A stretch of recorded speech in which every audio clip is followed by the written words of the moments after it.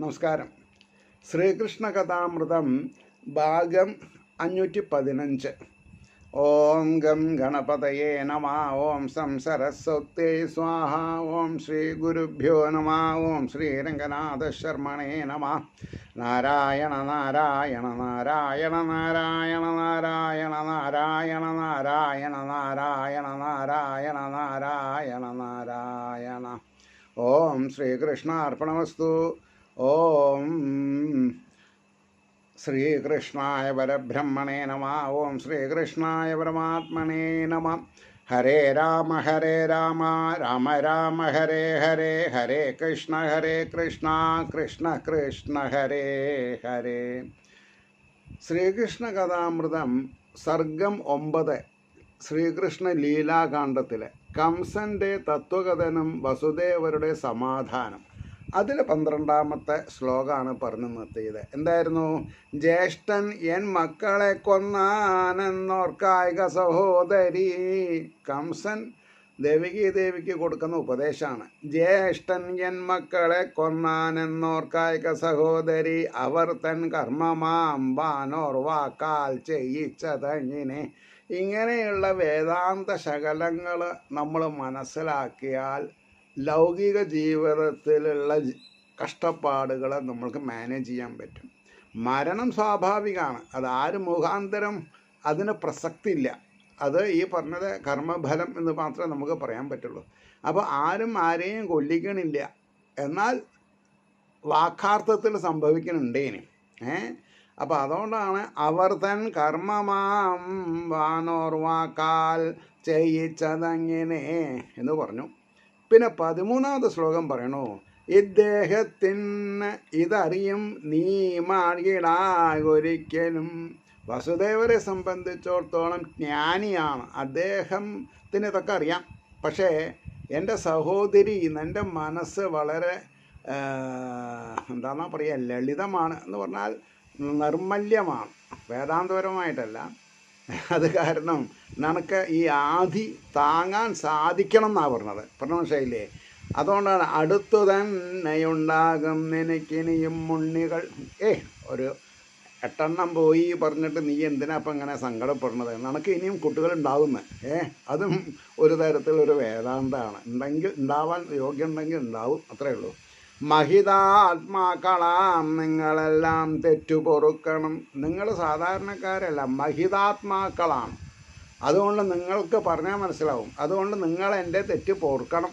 മഹിതാത്മാക്കളാം നിങ്ങളെല്ലാം തെറ്റും പൊറുക്കണം. ഈ വിധം താണുകേണം കൊണ്ടോതി കണ്ണീർ കിനിഞ്ഞവൻ. അതെ, കുറേശ്ശെ മുതലക്കണ്ണീരാണെങ്കിലും അത് ആവശ്യാനുസരണം കിനിഞ്ഞു തന്നെയാണ് പറഞ്ഞത്. നമസ്കരിച്ചാൻ പ്രത്യേകം 2 പേരെയും ആ ഖലൻ, 2 ആളേനും, സഹോദരിയെയും സഹോദരി ഭർത്താവിനെയും മാറി മാറി നമസ്കരിച്ചു. കംസന്റെ വാക്ക് കേട്ടുള്ളിൽ ഈ മട്ടോർത്തു യദൂത്തമൻ. യദൂത്തമനായിരിക്കുന്ന യദുവംശത്തിലെ പ്രൗഢഗംഭീരമായ സ്വഭാവത്തിന് പാത്രീഭൂതനായിട്ടുള്ള വസുദേവര് താഴെ പറയുന്ന പോലെ ആലോചിച്ചു എന്ന് മനസ്സിലാക്കിയാൽ മതി. എന്താ? വക്താവിൻ്റെ നിലയ്ക്കൊത്തേ വചനത്തിനു യോഗ്യത. വക്താവിൻ്റെ നിലയ്ക്കൊത്തേ വചനത്തിനു യോഗ്യത.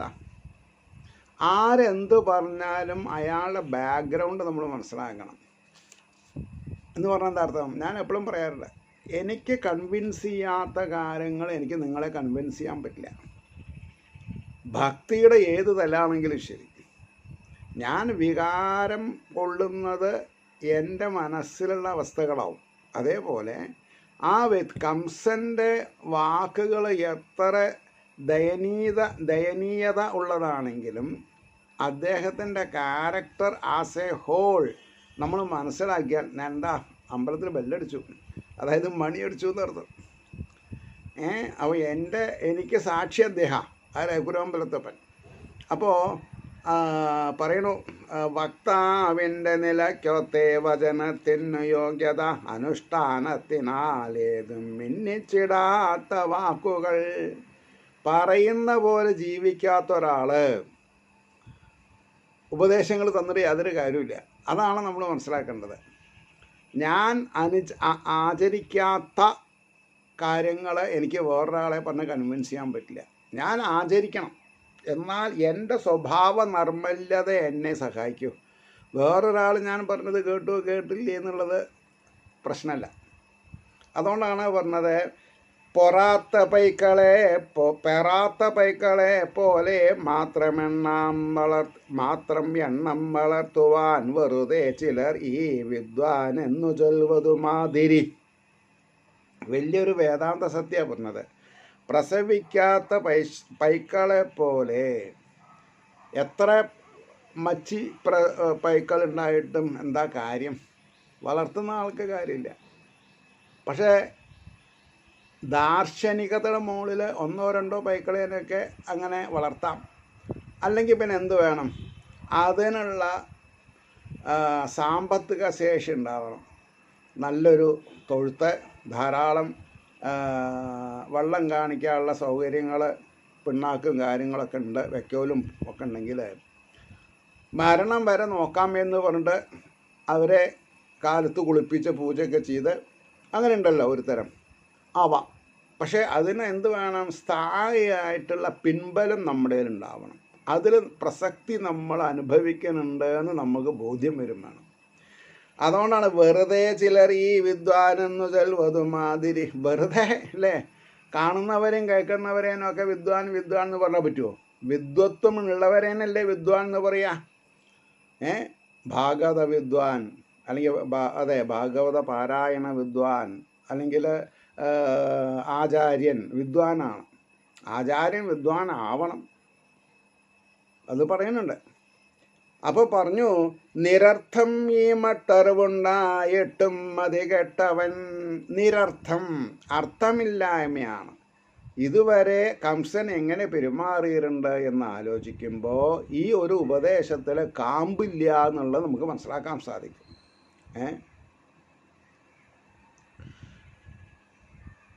അപ്പോൾ കഷ്ടം നമസ്കരിക്കുന്നു നാണം മറ്റനുജത്തി. നാണുണ്ടോ കഴിവേറിക്ക് ഇപ്പോൾ പെങ്ങളേനെ നമസ്കരിക്കണു അത്രേ? അതിൽ ആദർശം ഉണ്ടോയെന്നാണ് ചോദിച്ചതിൻ്റെ അർത്ഥം. ദാർശനികതയില്ലാതെ കണ്ട് ശരീരം കുനിച്ചുകൊണ്ട് കാര്യമില്ല. തൻ്റെ മനസ്സിൽ എല്ലാവരിലും ഈശ്വരീയതയാണ് പ്രമാണം. പഠിപ്പുണ്ടോ ഇല്ലയോ, തന്നേക്കാൾ മൂത്തതാണോ താഴെയാണോ, അതൊന്നും പ്രശ്നമില്ല. അതൊന്നും അല്ലാതെ കണ്ട് അവൾ നൊന്തുപെറ്റ കുട്ടികളെയൊക്കെ വട്ടക്കല്ലിൽ അടിച്ചു കൊന്ന് പരസ്പരം തൊടാൻ കൂടി പറ്റാത്ത രീതിയിൽ ചങ്ങലക്കിട്ട് ഇതുവരെ ജീവിപ്പിച്ച പശുമൃഗങ്ങളെ പോലെയുള്ള ആൾക്കാരെ തൻ്റെ മനസ്സിലുള്ള ഭാരം ഒഴിവാക്കാൻ വേണ്ടി നമസ്കരിച്ചത് കൊണ്ടായോ? കുത്തുവാക്കുകൾ പറഞ്ഞ് തലോടിയിട്ട് വല്ല കാര്യമുണ്ടോ? ഇതാണ് നമ്മൾ ശ്രദ്ധിക്കേണ്ടത്. അപ്പോൾ നിരർത്ഥം ഈ മട്ടറിവുണ്ടായിട്ടും മതി കെട്ടവൻ കഷ്ടം നമസ്കരിക്കുന്നു നാണമറ്റനുജത്തിയെ. നിർദ്ദയന്മാർക്ക് വിജ്ഞാനം നീചകർമ്മ സഹായകം. നിർദ്ദയന്മാർക്ക്, ദയയില്ലാത്തവർക്ക് വിശേഷപ്പെട്ട ജ്ഞാനം നീചകർമ്മ സഹായകം. തെറ്റായിട്ടുള്ള കാര്യങ്ങൾ ചെയ്യാൻ മാത്രം ഉപകരിക്കുള്ളൂ. പാമ്പിന്നേകം പാല് പോലെ പാർത്തട്ടിന്നു ഭയങ്കരം. ഇപ്പോൾ വിഷ്ണു ആരാധന നാഗാരാധന ഞാനും ചെയ്യുന്നുണ്ട്. പക്ഷേ ജീവനുള്ള പാമ്പിന് പാല് കൊടുക്കുമ്പോൾ ഞാൻ ശ്രദ്ധിക്കണം. എനിക്ക് എന്താ പറയുക, വാവാ സുരേഷ് ആവാൻ പറ്റിച്ചാൽ മാത്രമേ ഞാനായിട്ട് ചെയ്യാൻ പാടുള്ളൂ. അല്ലെങ്കിൽ എന്ത് പറ്റും? തമോഗുണപ്രധാനികളായിട്ടുള്ള നാഗന്മാർക്ക് പാമ്പുകൾക്ക് പാല് കൊടുക്കുകയാണെങ്കിലും ശരി, ചിലപ്പോൾ അവരുടെ സ്വഭാവ സാഹചര്യങ്ങൾക്കനുസരിച്ച് അവർ കടിക്കും. അതിനുള്ള ഇട വരുത്തരുത്. അപ്പോൾ ആരാധന ചെയ്യുന്നതിൻ്റെ ഉദ്ദേശം എത്ര നികൃഷ്ട ജീവിയാണെങ്കിലും അതിലുള്ള ആത്മാവിനെ ഞാൻ ആദരിക്കുന്നു എന്ന അർത്ഥം വരാൻ വേണ്ടിയിട്ടാണ്. പ്രത്യേകിച്ച് ഇപ്പോൾ ഇന്ന് ആയില്യപൂജയാണ്. അല്ലേ? 2014 ജൂൺ മാസം 11 ആയില്യ പൂജയാണ്. അപ്പോൾ അതാണ് പറഞ്ഞത്, പാമ്പിനെ ഗംപാല് പോലെ പാർത്തട്ടിന്നു ഭയങ്കരം ദേവകീ വസുദേവന്മാർ അത്യന്ത ഗുണശാലികൾ. ഇവർ രണ്ടാളും അത്യന്തം അൾട്ടിമേറ്റ് ഗുണശാലികളാണ്. അവരുടെ ഗുണങ്ങൾ എത്ര കീർത്തിച്ചാലും മതിയാവില്ല. സാക്ഷാൽ മഹാവിഷ്ണു വന്ന് അവർക്ക് ദർശനം കൊടുത്തിട്ടുണ്ട്. ഇനി അതിനേക്കാൾ വലിയൊരു ക്രെഡൻഷ്യൽ ആവശ്യമില്ല. വാസുദേവൻ ചിരിച്ചും കൊണ്ടോതി കംസനോടിങ്ങനെ, ശരിയാണ് അവിടുന്നോതീടിന വാക്കുകളൊക്കെയും എനിക്കും പറവാനോർക്കിൽ മറ്റൊന്നില്ല മഹാമതേ. ഹേ കംസ അളിയ, അങ്ങ് പറഞ്ഞതൊക്കെ വളരെ ശരിയാണ്. എനിക്കും ഇതൊക്കെ തന്നെ പറയാനുള്ളൂ. മഹർഷി വര്യരും ചൊല്ലുവാൻ മടിക്കും തത്വം ഈ വിധം. സാക്ഷാൽ മഹർഷിമാർ, ഋഷീശ്വരന്മാർ കൂടി ഇത്രയും വലിയ തത്വങ്ങൾ ബ്രാക്കറ്റിൽ ഈ നീചപ്രവൃത്തികളൊക്കെ ചെയ്ത് ഞങ്ങളെ ബുദ്ധിമുട്ടിച്ചുള്ള തനിക്ക് പറയാൻ തോന്നിയില്ലോ എന്ന ഒരു ആക്ഷേപഹാസ്യം അതിൽ ഒളിഞ്ഞു കിടക്കുന്നുണ്ട്. ആക്ഷേപഹാസ്യം ഒളിഞ്ഞു കിടക്കണം. മഹർഷി വര്യരും ചൊല്ലുവാൻ മടിക്കും തത്വം ഈ വിധം, അങ്ങോതിടുവതോർക്കുമ്പോൾ എനിക്ക് അത്യന്തം അത്ഭുതം. അലാസ് ഇംഗ്ലീഷിൽ ശിവ ശിവ, ശിവനെ വിളിക്കല്ല, ആശ്ചര്യം ആശ്ചര്യം ശിവ ശിവ. അപ്പോൾ ആത്മാവാം സത്യം ഈ മണ്ണിൽ മറ്റെല്ലാം തോന്നൽ മാത്രമാം. ആത്മാവ് മാത്രം ഉണ്ട് എന്നുള്ളത് ശരിയാണ്, അല്ലാത്തതൊക്കെ പാഴ്വാക്കുകളാണ്. ഈ സ്വർഗം നരകം എന്നൊക്കെ പറയുന്നുണ്ടല്ലോ, അതൊക്കെ പാഴ്വാക്കുകളാണ്, ഇല്ലാത്തതാണ്. എന്നാൽ കർമ്മ ഫലം നെഗറ്റിവിറ്റി ആവുമ്പോൾ നരകമാവണു, പോസിറ്റിവിറ്റി ആകുമ്പോൾ സ്വർഗമാവണം. ഇത് രണ്ടും ശാശ്വതമല്ല. അപ്പോൾ എന്ത് ചെയ്യണം? ആധ്യാത്മികതയിൽ കൂടി പരമ്പൊരുളിനെ അറിയാനുള്ള വ്യഗ്രത നമ്മൾക്കുണ്ടെങ്കിൽ നമുക്ക് രക്ഷപ്പെടാം. കാണുന്നതെല്ലാം നാരായണ പ്രതിമ, കേൾക്കുന്നതെല്ലാം നാരായണ ജപം മാഹാത്മ്യം, അങ്ങനെ തന്നെ പറയാം. ജപമാഹാത്മ്യമാണ് നമ്മൾ കേൾക്കേണ്ടത്. അപ്പോഴാണ് നമ്മൾക്ക് ജപിക്കണം തോന്നുള്ളൂ. അപ്പോൾ ജപിക്കാതെ കണ്ട്, നാമോച്ചാരണങ്ങൾ ചെയ്യാതെ കണ്ട് പ്രവൃത്തി മാർഗത്തിൽ തൽപരന്മാരായിട്ട് കാര്യമില്ല. എന്താ പ്രവൃത്തി മാർഗത്തിൽ തൽപരന്മാരാവുക? യാഗങ്ങളും യജ്ഞങ്ങളും അതിൽ അർത്ഥം പറഞ്ഞിട്ട് വേണം. അതില്ലെങ്കിൽ അനർത്ഥങ്ങൾ ഉണ്ടാവുകയും ചെയ്യും. ശരിക്കും സനാതനധർമ്മത്തിൽ അഹിംസാ പരമോ ധർമ്മ, പ്രീതികരമായിട്ട് നമ്മൾ എത്ര ആൾ ജീവിക്കുന്നുണ്ട്. പരസ്പരം ജീവികളെ ബഹുമാനിച്ചുകൊണ്ട്, അവരെ ഹനിക്കാതെ കണ്ട്, അവരുടെ മാംസം ഭക്ഷിക്കാതെ കണ്ട് എത്ര ആളുണ്ട്? അവർക്ക് ഭാഗവതം മനസ്സിലാവും. അല്ലെങ്കിൽ ഭാഗവതത്തിൻ്റെ താല്പര്യം. കാരണം എല്ലാറ്റിലും 3 കാര്യങ്ങളാണ്: തമോ ഗുണം, രജോ ഗുണം, സാത്വിക ഗുണം. അപ്പോൾ സാത്വിക ഗുണപ്രതിനിധികളായിട്ട് സർവജീവഗുഹാശയനായിരിക്കുന്ന പരമ്പൊരുളനെ ബഹുമാനിച്ചും കൊണ്ട് സഹജീവികൾക്ക് പ്രീണനം ചെയ്യാൻ കഴിയണം, അവരെ പ്രീതിപ്പെടുത്തണം. അല്ലാണ്ട് അവരെ ഉപദ്രവിച്ചുകൊണ്ട് നമ്മൾ സപ്താഹം നടത്തിയിട്ട് കാര്യമില്ല. അതറിയണമെന്നുണ്ടെങ്കിൽ ഡൗൺ ടു എർത്ത് സിംപ്ലിസിറ്റിയിൽ ഭാഗവതം ഭഗവാൻ എന്തു പറഞ്ഞു, ഭഗവാനെ പറ്റി എന്തു പറഞ്ഞു എന്ന് നമ്മൾ മനസ്സിലാക്കണം. അപ്പോൾ പറഞ്ഞു, ആത്മാവാം സത്യം ഈ മണ്ണിൽ മറ്റെല്ലാം തോന്നൽ മാത്രമാം. അറിവോർക്കിൽ അതാണ് ആയത്, ഉറച്ചാലില്ല സങ്കടം.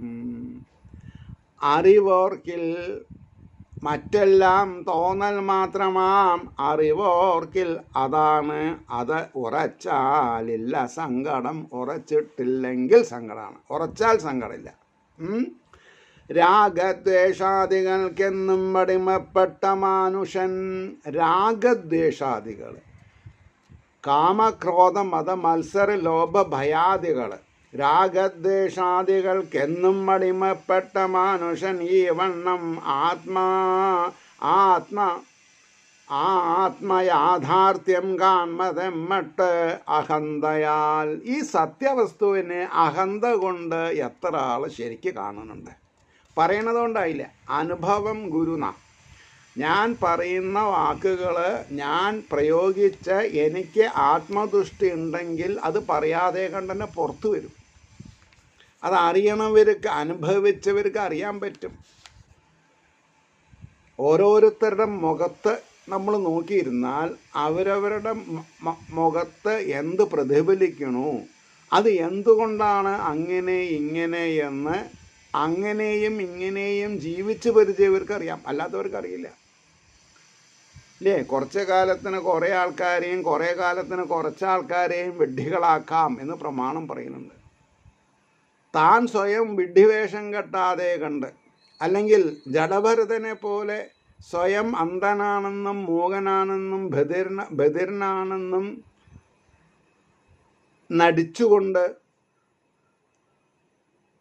എന്നിലും മറ്റുള്ളവരിലും ഒരേ ശക്തിവിശേഷമാണ് എന്ന് മനസ്സിലാക്കി ജീവിച്ചു വരുന്ന ഒരാൾക്ക് രഘുഗണ ചക്രവർത്തിനെ എങ്ങനെ സത്യം ബോധിപ്പിക്കാൻ പറ്റി? അങ്ങ് പറഞ്ഞു എന്നെ ശിക്ഷിക്കും, അങ്ങ് രാജാവാണ് എന്ന്. എവിടുത്തെ രാജാവ്? എപ്പോൾ മുതൽ? ഏതുവരെ? അതിൻ്റെ മുന്നേ ആര് രാജാവായിരുന്നു? അതിൻ്റെ ശേഷം ആര് രാജാവാകും? അപ്പോൾ താങ്കൾ ആരാകും? ഇങ്ങനെ വിശകലനം ചെയ്ത് പറഞ്ഞപ്പോഴാണ് രഘുഗണ ചക്രവർത്തിക്ക് ഭരതൻ്റെ ഐഡൻറ്റിറ്റി മനസ്സിലായത്. ഇദ്ദേഹം ഞാൻ കാണാൻ പോകുന്ന അങ്കിരസ മഹർഷിയേക്കാൾ വലിയ ആളാണ് എന്ന് ഇദ്ദേഹത്തിന് മനസ്സിലായി. അപ്പോൾ ആ അങ്കിരസ മഹർഷി തന്നെ വേഷം മാറി വന്നതാണോ ഈ വിദ്വാൻ എന്നാണ് ചോദ്യം ഉണ്ടായത്. അതുകൊണ്ടാണ് പറഞ്ഞത്, വിദ്വാനാം വാസുദേവൻ്റെ മൊഴി കേട്ടു തെളിഞ്ഞവൻ സന്തോഷിച്ചു മടങ്ങി തന്മണിമാളിക പോകിനാൻ. അതായത് വളരെ ഉദാത്തമായ ഉപദേശങ്ങളെ ആരിൽ നിന്ന് ശ്രവിക്കണം, ആരിൽ നിന്ന് ശ്രവിച്ചാൽ മുഖവിലക്കെടുക്കാം, ആരിൽ നിന്ന് ശ്രവിച്ചാൽ മുഖവിലക്കെടുക്കാൻ പറ്റില്ല, അത് ഇദ്ദേഹം ക്ലിയർ ചെയ്തു. പക്ഷേ കംസന് മനസ്സിലായില്ല. കാരണം എന്താ? കംസാൻ മിസ്റ്റർ ക്ലീൻ അല്ല. അതുകൊണ്ട് മനസ്സിലായി എന്ന് കരുതി അദ്ദേഹത്തിൻ്റെ അരമനയിലേക്ക് ബിന്ദാസായിട്ട് നടന്നുപോയി. ഇതാണ് സത്യാവസ്ഥ. അപ്പോൾ വിദ്വാനാം വാസുദേവൻ്റെ മൊഴി കേട്ടു ഞെളിഞ്ഞവൻ സന്തോഷിച്ചു മടങ്ങി തൻ മണിമാളിക പോയിനാൻ. അസ്ഥി പ്രാപ്തികൾ വന്നോരോ ശൃംഗാരങ്ങൾ നടിക്കലും. അതായത് നാത്തൂനാണല്ലോ അസ്ഥിയും പ്രാപ്തിയും. ജരാസന്ധൻ്റെ എന്താണെന്നാ പറയുക,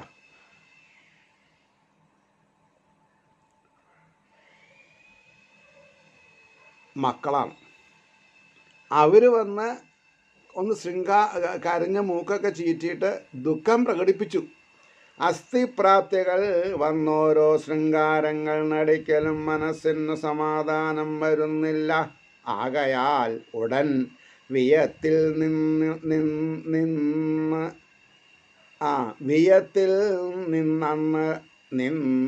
ഇന്നലെ വിഷ്ണുമായ വിശങ്കമോദീടന വൈരിയിൽ താൻ വിചാരമാർന്നങ്ങിനെ മന്ത്രിമാരെ വിളിപ്പതിന്നാൾ കളിവിട്ടു കംസൻ. എനിക്ക് കുറച്ച് തെറ്റുപറ്റി. നാത്തൂൻ്റെ അടുത്ത് വന്നിട്ടല്ല പറഞ്ഞത്, കംസൻ്റെ ഭാര്യമാരാണല്ലോ ഈ ജരാസന്ധൻ്റെ മക്കൾ. അപ്പോൾ അവർ കംസനെ വന്ന് സമാധാനിച്ചു എന്നാണ്. ഞാനും ഒന്ന് ഞെട്ടിപ്പോയി. കാരണം ജരാസന്ധൻ ജീവിച്ചിരിക്കുന്നുണ്ട്, ഇപ്പോൾ ജരാസന്ധവധം കഴിഞ്ഞിട്ടില്ല. പരമശൈലേ. അപ്പോൾ ഇന്നലെ വിയത്തിൽ നിന്ന് എന്താർത്ഥം? വിഷ്ണുമായ കാരാഗ്രഹത്തിലാണല്ലോ ഇദ്ദേഹം കാണാൻ പോയത്, ഊരിപ്പിടിച്ച വാളായിട്ട്. അപ്പോൾ വിഷ്ണുവുമായ വിശങ്കം മോദിയിടിന ശങ്കയില്ലാതെ പറഞ്ഞ തൻ്റെ നിതാന്ത ശത്രുവേ, ആദ്യം മുതൽക്കുള്ള ശത്രു, അതാണ് വിഷ്ണു. ആ ശത്രുവേ വൈരിയിൽ താൻ വിചാരമാർന്നിങ്ങനെ മന്ത്രിമാരെ വെളിപ്പിതെന്ന ആളുകളെ വെട്ടു കംസൻ. എല്ലാവരും ഒരു പ്രത്യേകം മന്ത്രിസഭയിൽ പങ്കെടുക്കണം. അതുകൊണ്ട് എല്ലാവരും വേഗം വരിൻ, കംസൻ വിളിക്കണു എന്ന് സന്ദേശമായിട്ട് പോയി. ഇത് ശ്രീകൃഷ്ണകഥാമൃതേ കലികൽമഷനാശനേ ലീലാഖണ്ഡേ നവമസർഗ സർവത്ര ഗോവിന്ദ നാമ സങ്കീർത്തനം ഗോവിന്ദ ഗോവിന്ദ. അങ്ങനെ ആ 9ാം സർഗം ലീലാകാണ്ഡത്തിൽ കഴിഞ്ഞപ്പോൾ ഉടനെ നമ്മൾക്ക് 10ാം സർഗം, ആ 10ാം സർഗത്തിൻ്റെ പേര് മന്ത്രിസഭ. ആരുടെ? കംസൻ്റെ മന്ത്രിസഭാ യോഗത്തിൽ എന്താലോചനകളാണ് നടക്കുന്നത് എന്ന് പറയണം. ഉടൻ പ്രലംബൻ ചാണൂരൻ ഭഗൻ തൊട്ടുള്ള മന്ത്രിമാർ എന്തും ചെയ്യാൻ മടിച്ചിടില്ല അത്തരം ബലശാലികൾ. മന്ത്രിമാർ മോശക്കാരല്ല. പ്രലംബൻ ചാണൂരൻ ഭഗൻ തൊട്ടുള്ള എല്ലാ മന്ത്രിമാരും ആദ്യത്തെ സീനിയോറിറ്റി പ്രകാരം 3 ആളുടെ പേര് പറഞ്ഞു എന്ന് മാത്രം. കണ്ടാൽ തന്നെ ജനങ്ങൾക്ക് ഭയം തോന്നിച്ചു നിൽപ്പവർ. ഇവരെ കണ്ടാൽ മതി സാത്വിക ഗുണനിധികൾക്ക് ഭയം ഉണ്ടാവും. കാരണം രണ്ടും എക്സ്ട്രീമാണ് അവർ. അവർ എന്ത് തെറ്റും ചെയ്യാൻ താല്പര്യമുള്ള ആൾക്കാരാണ്. അതുകൊണ്ടാണ് കണ്ടാൽ തന്നെ ജനങ്ങൾക്ക് ഭയം തോന്നിച്ചു നിൽപ്പവർ പ്രമാണികന്മാരായോരിൽ പരിഹാസമെന്നവൻ. പ്രമാണികന്മാർ എന്താ? പ്രമാണം അറിയുന്നവർ, വിദ്വൽ ജനങ്ങൾക്ക് ഇവരിൽ ഇവർക്ക് വിദ്വൽ സദസ്സിൽ എന്താണെന്ന് പറയുക, വിദ്വത്വമുള്ളവരോട് പരിഹാസമാണ്. അതായത് സജ്ജനങ്ങളോട് പരിഹാസമുള്ളവരാണ് കംസൻ്റെ മന്ത്രിമാർ. വേഷാഡംബരം ഒട്ടേറെ കണ്ടാൽ മാത്രം പിടിപ്പവർ. അവർക്ക് ക്ലാസ് കോൺഷ്യസ്നെസ് ഉണ്ട്. പ്രഭുക്കളാണെന്ന് നാട്യമുള്ളവർ അതേപോലെയുള്ള ഡ്രസ്സുകൾ ഇട്ടൊക്കെ പോയാൽ ബഹുമാനം കിട്ടുന്നല്ലാണ്ട് വിദ്വാൻമാർ ബ്രാഹ്മണരെ ഒന്നും അവർക്ക് കണ്ടാൽ പെടുകില്ല. വേഷാഡംബരം ഒട്ടേറെ കണ്ടാൽ മാത്രം പിടിപ്പവർ ഏതിലും മറ്റു സർവർക്കും ഉപദേശം കൊടുപ്പവർ. ഏതിലും മറ്റു സർവർക്കും ഉപദേശം കൊടുക്കും. അതായത് സജ്ജനങ്ങൾക്ക് കൂടി ഉപദേശം കൊടുക്കാൻ തയ്യാറായിട്ടുണ്ട്. തങ്ങൾക്കു ശരിയായോരുമില്ലെന്നോർത്ത് മതിപ്പവർ. തങ്ങൾക്ക് ശരിയായോർ എന്ന് പറഞ്ഞാൽ എന്താ അർത്ഥം? ദുഷ്ടന്മാർക്ക് അവരെ പോലുള്ളവരെ കണ്ടാൽ മാത്രമേ സന്തോഷം ഉണ്ടാവുള്ളൂ. പോക്കറ്റടിക്കാരെ കണ്ടാൽ സന്തോഷം ഉണ്ടാവും. അതേമാതിരി കുറ്റം ചെയ്യുന്ന ആൾക്കാർക്ക് അതീവമായ കുറ്റം ചെയ്യുന്നവരാണ് ഏട്ടന്മാർ സീനിയോറിറ്റി പ്രകാരം. അപ്പോൾ തങ്ങൾക്കു ശരിയായ ആരുമില്ലെന്നോർത്തു മതിപ്പവർ ആത്മപ്രശംസ ചെയ്തിടുന്നതിൽ നാണിച്ചിടാത്തവർ. എന്തെല്ലാം കുറ്റങ്ങൾ ചെയ്തിട്ടുണ്ട് അത് വീമ്പായിട്ട് പറയുന്ന ആൾക്കാരുണ്ട്. ഞാൻ അവനെ കൊന്നു, അവനെ തല്ലി, അവൻ്റെ കാലൊടിച്ചു, അവൻ്റെ മുതൽ പിടുങ്ങി എന്നൊക്കെ ആത്മപ്രശംസ ചെയ്യുന്നവരാണ് ദുഷ്ടജനങ്ങൾ. അപ്പോൾ പരശ്രീ കാൺകിൽ ഉൾപ്പൂവിൽ അസൂയ നിറയുന്നവർ, അത് ഒരു ഉപദേശമാണ്. പരശ്രീ മറ്റുള്ളവർ സ്ത്രീ ഐശ്വര്യത്തിനെ കണ്ടാൽ, പരശ്രീ എന്നാണ് കേട്ടോ, സ്ത്രീ എന്നല്ല, പ്രത്യേകം ശ്രദ്ധിക്കണം.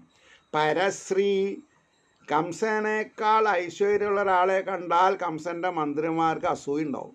അത്ര മനസ്സിലാക്കുക.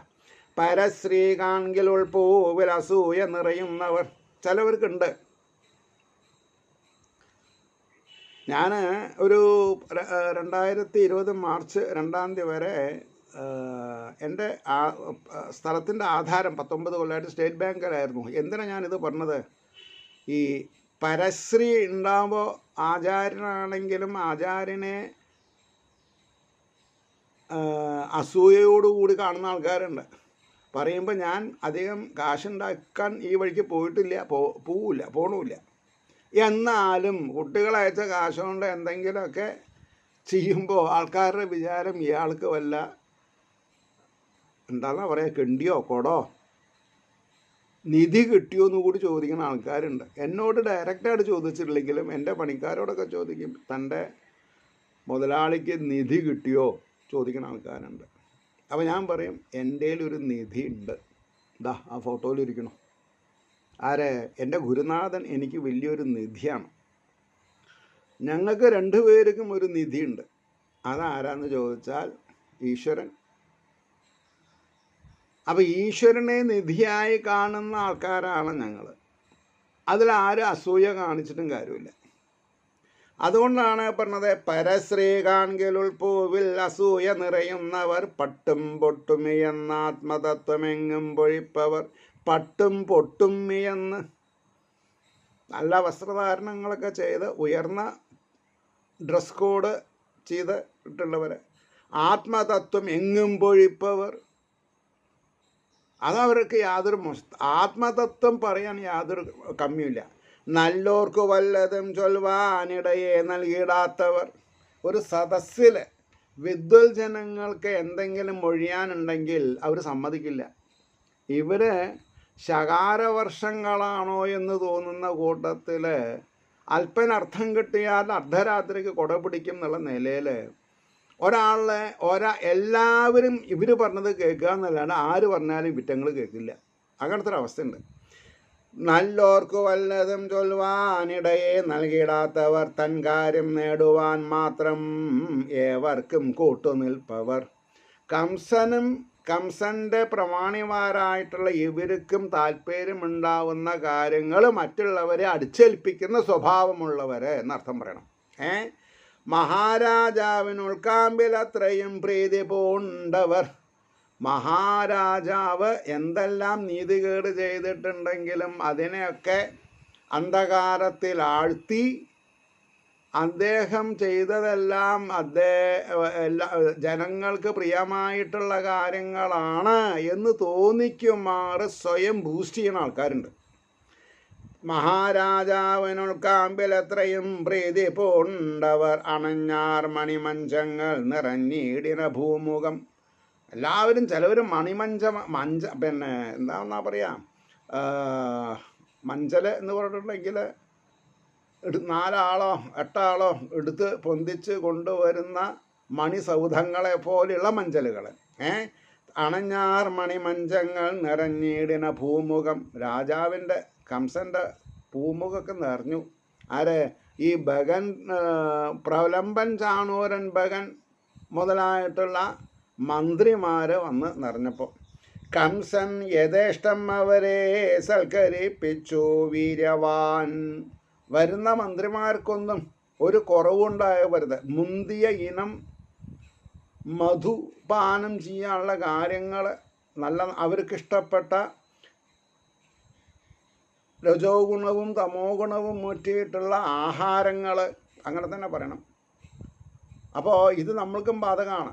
നമ്മൾ ഭാഗവതം കേൾക്കുക, പക്ഷേ സാത്വികാഹാരം കഴിക്കാതെ കണ്ട് രജോ ഗുണവും തമോ ഗുണവുമുള്ള ആഹാരങ്ങൾ കേട്ടിട്ട് ശ്രീകൃഷ്ണ കഥാമൃതം കേൾക്കാൻ ഇരുന്നാൽ പട്ടാമ്പി പറഞ്ഞത് തെറ്റേന്ന് പറയിപ്പിക്കും.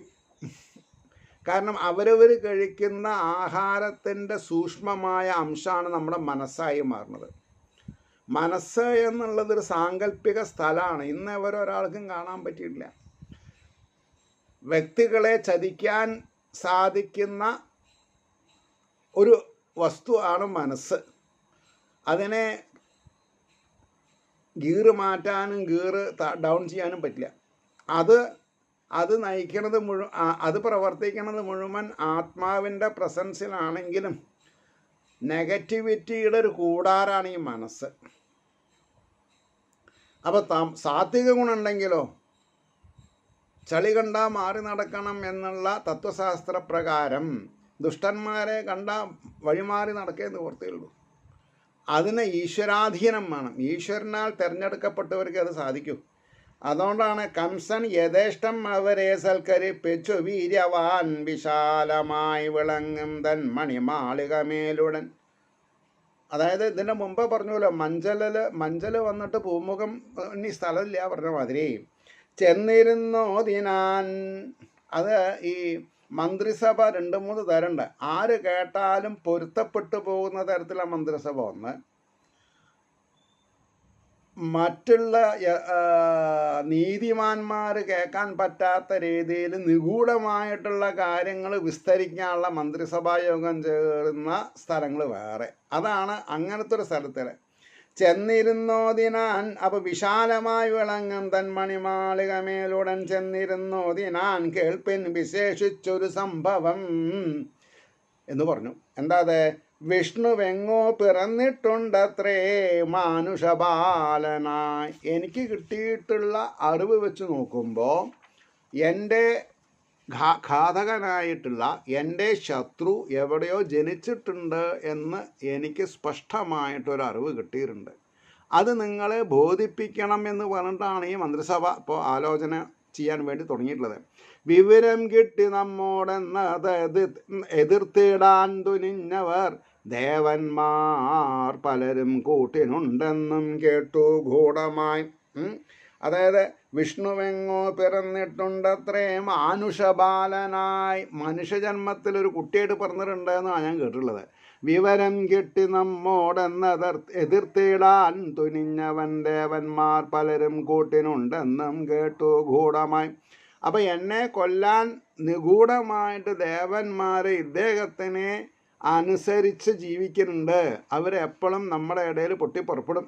ഞാൻ ആ ദേവകിതൻ പൈതങ്ങളെ കൊന്നുള്ളതൊക്കെയും തെറ്റാണെന്നാണ് ചിലർ തൻ പക്ഷം ചെയ്യേണ്ടതെന്തിതിൽ. ഞാൻ എൻ്റെ നിലനിൽപ്പിന് വേണ്ടി എൻ്റെ ആയി തീരാവുന്ന ദേവകിയുടെ പുത്രന്മാരെ ഞാൻ എല്ലാറ്റിനും കൊന്നു. അതിൽ ചില എതിരഭിപ്രായങ്ങളുണ്ട് എന്ന് ഞാൻ മനസ്സിലാക്കണു എന്നാണ് പറഞ്ഞത്. അവിടെ നിർത്താം. ബാക്കി കാര്യങ്ങൾ നമ്മൾക്ക് അടുത്ത എപ്പിസോഡിൽ നോക്കാം. ഏവർക്കും ശ്രീഹരിയുടെ അനുഗ്രഹാശിസ്സുകൾ നിർലോഭം ഉണ്ടാവട്ടെ എന്ന് പ്രാർത്ഥിച്ചുകൊണ്ട് വാക്കുകൾ ചുരുക്കുന്നു. നമസ്കാരം. നാളെ കാണാം.